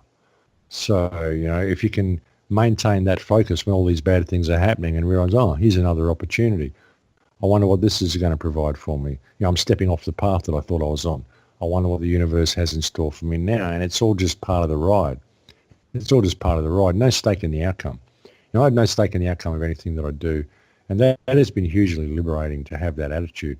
I don't ever place any real value on where my path is going to go. I just let it unfold before me. And if it goes in a different direction to what I thought it was going to go, well, that's okay. I can deal with that. Here's something else that I didn't expect. So maybe it's something better than what I expected. Maybe it's something worse. But whatever it is, it's a learning curve. And, I've learned to appreciate that the only thing that is consistent in life is change. And nothing is ever what we expect it to be. So, I just say bring it on. Let it all unfold. I'm happy with whatever the outcome is. have a good time while you're here. It's an experience. Chill out. Are you a fan of Douglas Adams? Because I think the whole "don't panic" is brilliant. That this is just an experience that we're manifesting. So it's acknowledge it. Well, yeah, while you're here. Yeah, we'll have a good time, but don't have a good time at the expense of others. But do enjoy it. I mean, it's all part of the experience, and it's all really what you do with the information that comes to you. You don't have to attach negative outcomes to it all. Even if something bad happens, there's usually some sort of a silver lining in there somewhere if you're prepared to see it. Just remove stake in the outcome and realize it's about what you do with the information. That's the important part. Yeah, I think a lot of people who are who hear the calling to a different path than the status quo reality, I think that what a lot of people try to do that prolongs, I guess, the dark night of the soul, is they try to keep their foot on plan A and plan B, and if you have a plan B, plan A it doesn't even count, and it's, I know when I first started out on my spiritual awakening or journey, the idea of following synchronicity or following your intuition and the universe will provide. When you first start to see synchronicity, you believe it, and then it kind of goes away, and then you question your own sanity, and then you get it back again, and it kind of goes back and forth. Is there ever a time on the spiritual path where you go, okay, look, no matter what happens, no matter where my intuition or the synchronicity takes me, the universe is going to provide no matter what, and I could just not freak out? Do you ever reach that point? Look, yeah, I have. You get to that point, and I mean, I'm kind of always at that point. I don't really worry about what's around the corner. I get down to the point where I got $10 left to my name, and I just don't stress about it. I just let things unfold. I've reached that point long ago where I've stopped worrying about the future. I've stopped being concerned with what the universe has planned for me, and just let it unfold. Mm-hmm. And I don't expect anything. I don't expect to be looked after. If I do something for someone, I don't expect it to come back to me. As soon as I expect it to, it doesn't. So I just do things. I just listen to my intuition, and I just do what my intuition tells me to do, and I just accept what the universe has for me. And I have no stake in the outcome. It doesn't matter where I end up. I've lived in a storm drain when I was a kid. I've been homeless. I've been in every different level of society that you can think of, just about. So, I've experienced a lot of stuff, and I'm kind of just used to it now. I can sleep anywhere. I can live anywhere. I have very, very few needs. If I ever have money, I don't really know what to spend it on, except food, and that's about it. I mean, there's nothing that I want. There's nothing that I want to buy. There's nothing that I particularly want to do. I'd like to see the human race free. I'd like to see mankind taking responsibility for itself. I'd like to see emancipation from this slavery system. But that's about my only goals in life, So, to me, it's about the path. It's about the journey. And I don't know what's going to happen next. I don't know what's going to happen tomorrow. I don't know where I'm going to be next week. So, having no stake in the outcome, I think, is hugely important for people. I often say if you throw yourself to the wind, you can ride it. And I think it's important that people see that and attempt to do that, but do it without any expectations, Sometimes the world is very, very different to what you think it's going to be. And, don't cast yourself to the wind thinking you're going to be looked after. Just see what happens, because you might find you are looked after. You might find you have to look after yourself, but you might find that the world is completely different to what you thought it was. It might give you a new lease on life. It might give you a new understanding with people.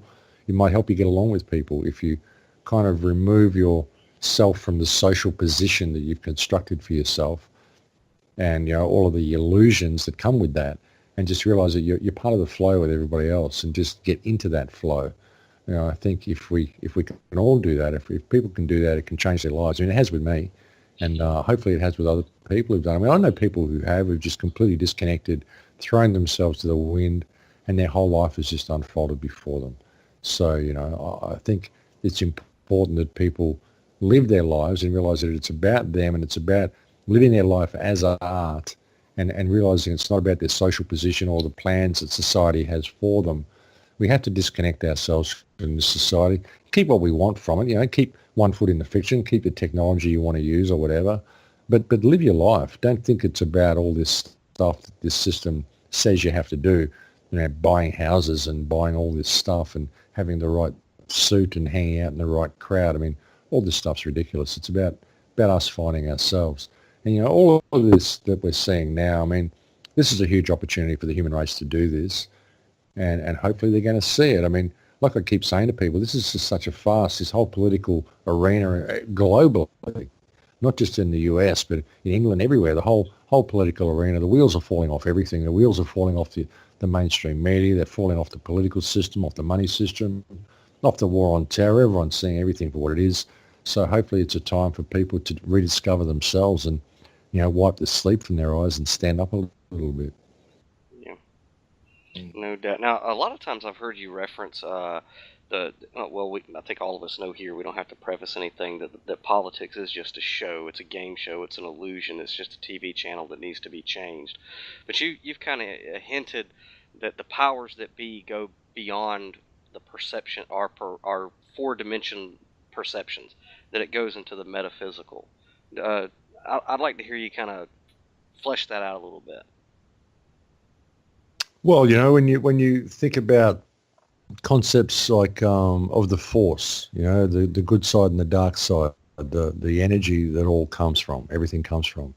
If you can understand that like I talk about in the film The Awakening, everything is made of energy. It's made of photon light and photon sound, and the energy is conscious. That energy is what we all come from, and you're simply a frequency of consciousness. I'm a frequency of the same consciousness, and everything else is as well. And it's understanding that what's really going on is this battle between good and bad, light and dark, positive and negative, whatever you want to call it, good and evil, whatever you want to label it. But it's two polarities of the same thing. This is what I was saying before about people going inside and seeing the shadow within themselves so that they can see the shadow within others, so they can understand what others are capable of, so they can understand their enemy. And that's what's going on. I mean, so much of this system is designed to keep us in a state of fear. And the fear that we're in really is a fear of experiencing our own power. The power that we have to simply stand up and say, no, we don't want to do this. The power to face the evil, the darkness, the shadow, whatever you want to call it. Now, people won't face it because they're afraid of it, because they're afraid of what exists in themselves. And so much of this system is programming us, and is programming us not to look there, is programming us to believe in love and light, and if we look at the shadow, we give energy to it. Well, if we look at the shadow, we can actually heal the shadow, but we're trained not to. We're kept in this constant state of fear. I mean, this is an energy battle more than anything. The battle to control us is a battle more than anything of energy. It's a battle of fear and a battle of basically keeping us separated from ourselves and keeping us separated from each other. But that's through fear as well. As we were talking about earlier, the state of scarcity that we're all kept in, which keeps us competing with each other, keeps us judging each other by physical standards rather than by our moral standards or our spiritual standards, our standards of what is good and what is bad. I mean, that's really how we should be judged. That's really what real currency should be. Should be your level of virtue. Really would be an ideal currency to have in the world. Virtue points. That would be good. However, we construe that. But that's really what the battle is. It's this, like they say in Star Wars, the Force, the dark side or the good side. That's the battle. That's the whole battle. And that battle's an internal battle, but it's a battle that we've got to fight internally, but we've got to apply it to the physical world we live in. Because we do it internally, then we don't apply it to the world. We think that that's all we have to do is maintain this state of love and light and sit in this little bubble of narcissism and worry about me. And that's not how it's done, It's understanding that it's an energy war that's going on here on all levels, happening in the metaphysical and in the physical. But we are part of both worlds. We're part of the metaphysical and the physical. We just choose to separate them. A lot of the New Age movement has done this as well. They say, this is a world of duality that you're living in. You've got to get out of the duality. Well, hang on. This is a world of duality. That's how we're able to have this conversation and even talk to each other, because it's a world of duality. It has to be a world of duality so we can experience ourselves and experience these emotional hurdles and learn how to overcome these emotional hurdles, learn what the dark side is and how to deal with it by facing it. When you look into the mirror of evil, you don't become evil. You see the good in yourself and you see how you can, bring light to that evil. And it's as simple as that, bringing light to the darkness. That's all you have to do. There's no actual physical battle that needs to be fought. All you have to do is face the darkness and bring light to it. And that's the whole battle. And that's something that people just don't face. But yeah, it is very metaphysical, and it's something that we're steered very much away from. Even with all the spiritual teachings that we get from people, they never teach you to apply yourself to the world. They teach you how to reach these positions of nirvana or whatever, these emotional positions, these positions where you're in this good emotional flow and you're in this good positive energy, but they fail to teach you that you need to apply it to the world. This is why I finish every show with In Lakesh. I'm another yourself. If we can view the world like that and view each other as ourselves and interact with each other as ourselves and follow like the one rule of do not do unto others anything that you would not have done unto you. That is a good rule to follow. Not do unto others as you would have them do unto you. I mean, you may be a masochist. You may like getting beaten up. Maybe that's not the right way to approach things. But do not do to anyone that which you would not have done to you. And that would be a great way to start things, I think. I hope that all made sense. Made perfect sense to me, man. Now, kind of getting on to the metaphysical, you talk about this being a people farm. All spiritual texts, and obviously the non-commodity library talks about outside of our this reality that we perceive entities known as the archons. Are you familiar with like the Book of Enoch and the discussion of an entity that may be feeding off of us energetically, inflicting trauma? Absolutely. Absolutely. Talk of the archons. This is what the Native Americans talk about with the predator mind. You talk about in the Castaneda books. There's all sorts of theories about what this is. The Wetiko virus that the Native Americans talk about, that which causes us to do all these wrong things we know are wrong, but we do them anyway. That which feeds off our soul energy, that which feeds off our fear, feeds off all these things. It's quite possible that these sorts of things exist. It's quite possible that's where evil in inverted commas comes from. But all I can do is speculate on that. I have no first-hand knowledge of so many of these things. These are topics that I don't often discuss because all I can really do is speculate on what I've read in books by other people. I've got the Nagamani library. I've read it. It's very, very, very difficult to comprehend a lot of what is actually in the English translation of the Nag Hammadi library. Most people talking about archons are usually referring to the work of John Lash, because that's mainly where that concept of archons as mind parasites comes from. A lot of people fail to give John Lash credit in that, but I think that's where that comes from. I mean, I can only speculate on it. It is highly possible, but at the same time, even thinking that that's what's going on can be very disempowering for people unless you can see what the remedy to it is. I mean, sure, the remedy may well be awareness of it, having awareness of it. I mean, I think that just having awareness that a lot of the thoughts you're thinking may not be your own thoughts. A lot of these thoughts of disempowerment that you're having may not be your own thoughts. A lot of the thoughts of despair that you're having may not be your own thoughts. I mean, I find this sort of stuff sort of good to consider when considering things such as the archons and mind parasites and all this sort of stuff. But I mean, is it true? I don't know. I really don't know. It's a possibility, but I don't think it's.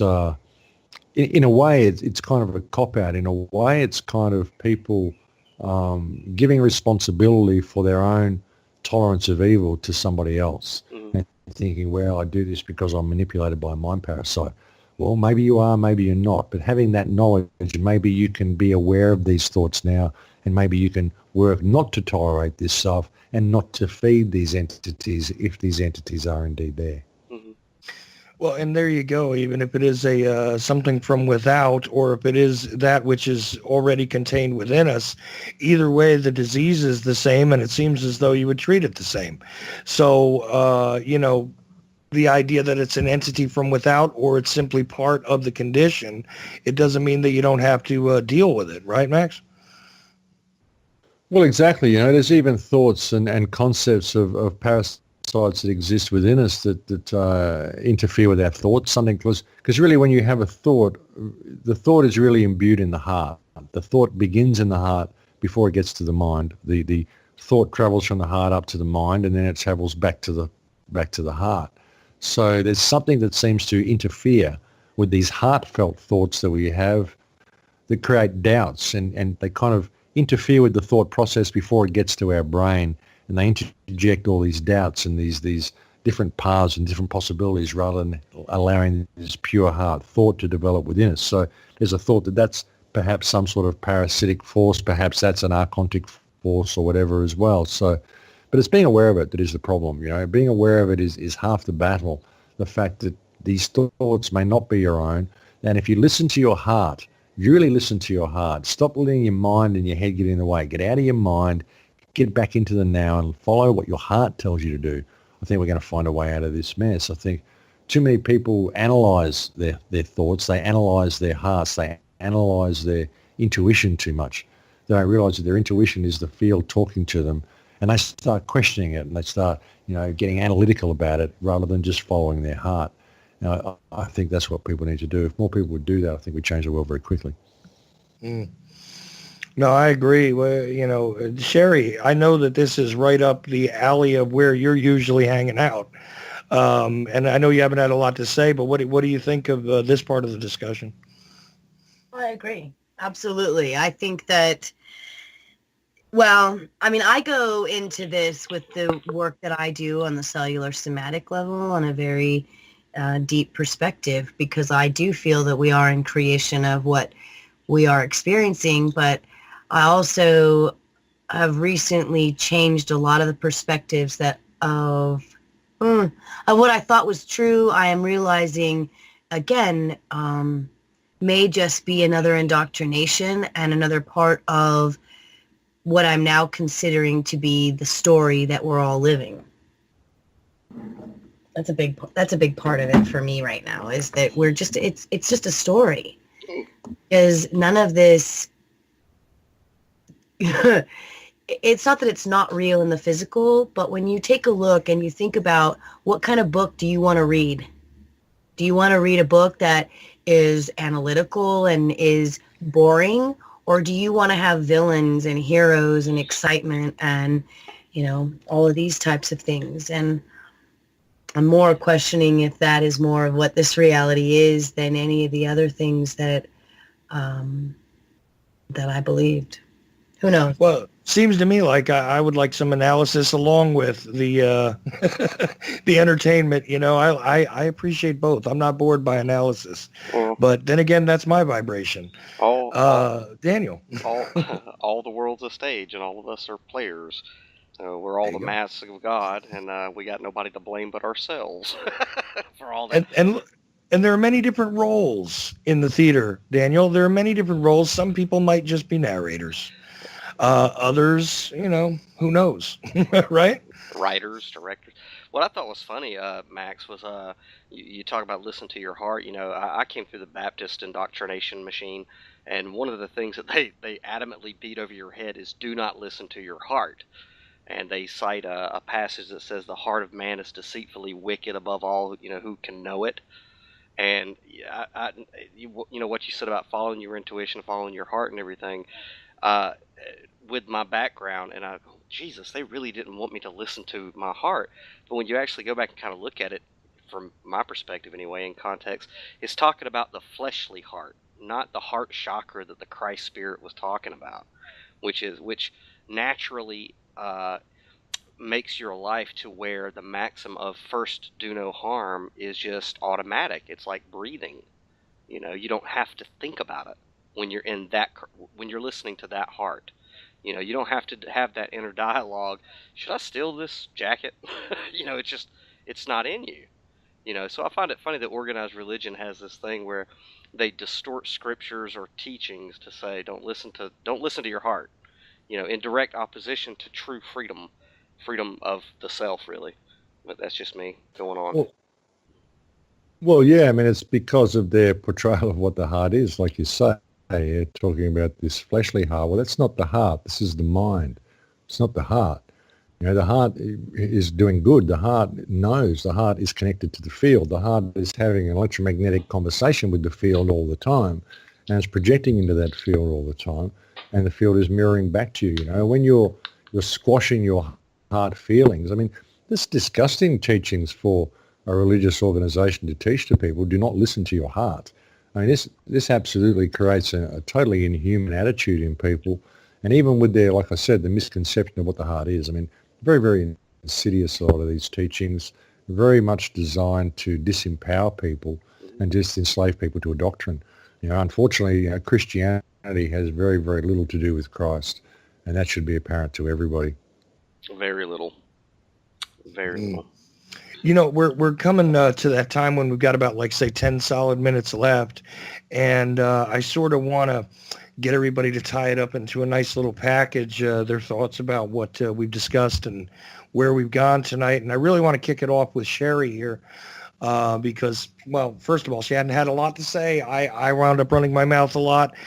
We definitely wanted to give Max center stage here tonight. So that's the way it is. And Daniel, uncharacteristically, was pretty quiet for the majority of the show as well. So let's begin with Sherry, though. What do you think of all what we discussed tonight? Well, again, I always love Wednesdays because I just gain knowledge. And Max, honestly, and you know this, I call on you when I'm freaking out about whatever it is that I don't know what's going on, or, the recent DMT experience I had. We haven't really gotten to have the discussion that I wanted, but there's things that I always appreciate. And even though I feel like we're all kind of in these circles and we're all kind of evolving into whatever it is, it's so relieving in some ways to hear that other people are experiencing either similar, or even if it's totally different, it's like people that are actually opening up their minds to what the capabilities are and what's actually happening, instead of all the, doom and gloom and stuff that we, like you said, we already know that all this is going on. So now what? Like, what are we going to do about it?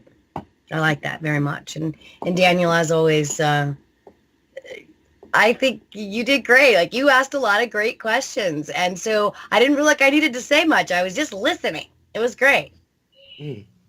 No, for the most part, it's really great to hear, Max, because the fact is that everything is very simple, very grounded, very even in the way he discusses it. I love that about him. Every time I hear him, he sounds this way. I've been told that he doesn't always sound this way, but listen, nobody is entirely consistent at all times. But the thing is, I love listening to him because it just gives me a sense of calm and a refreshing bit of perspective, no matter how many hours he's been out there talking to people and giving presentations and all of that. Every time I hear him, it sounds a little bit new, even if I am hearing some of the same things or some of the same concepts revisited one way or another, always sounds new. So extremely grateful that Max was on. But Daniel, your final words on for tonight.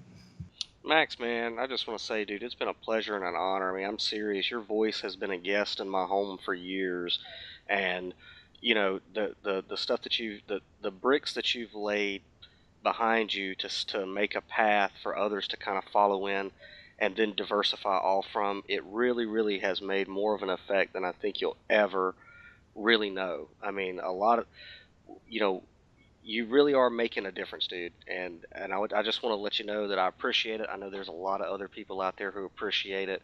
And as far as energetically, I got 3 candles lit beside me, sending energy your way so that you can keep doing it and waking up other minds so that they can express the same message we're all expressing from their unique places in the world and in their own life.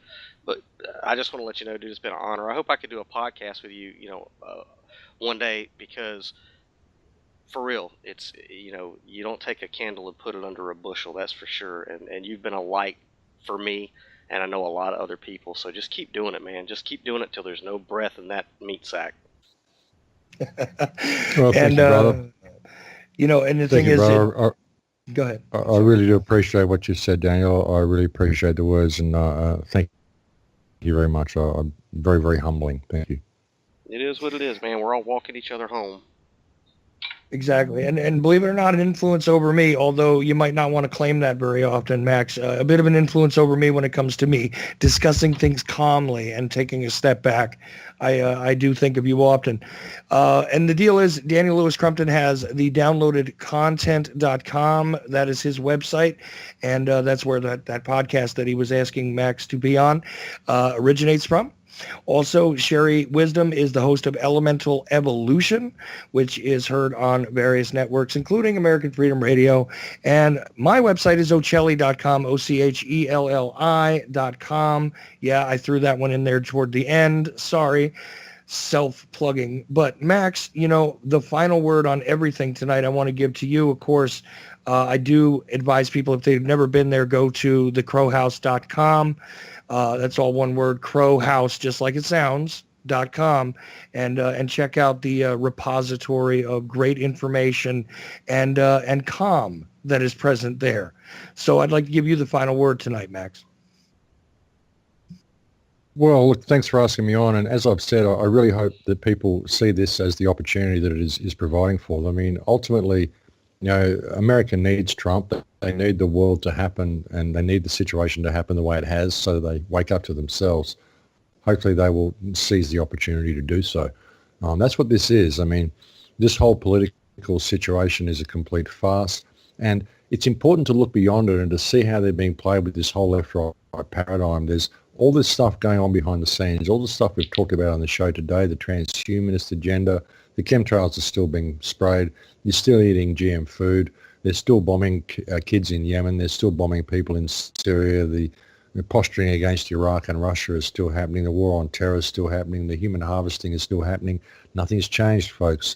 Everything's going ahead. So it's important that people see that, and they don't fall prey to this identity politics, and they don't fall prey to just becoming a cheer squad behind whichever political party they think is going to lead them to safety, because no one's going to lead them to safety if they're not prepared to do it themselves.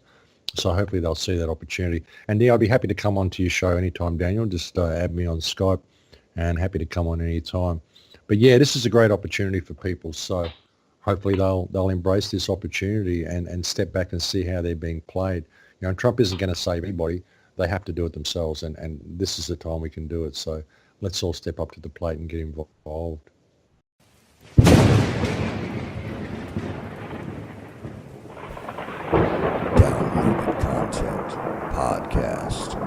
download.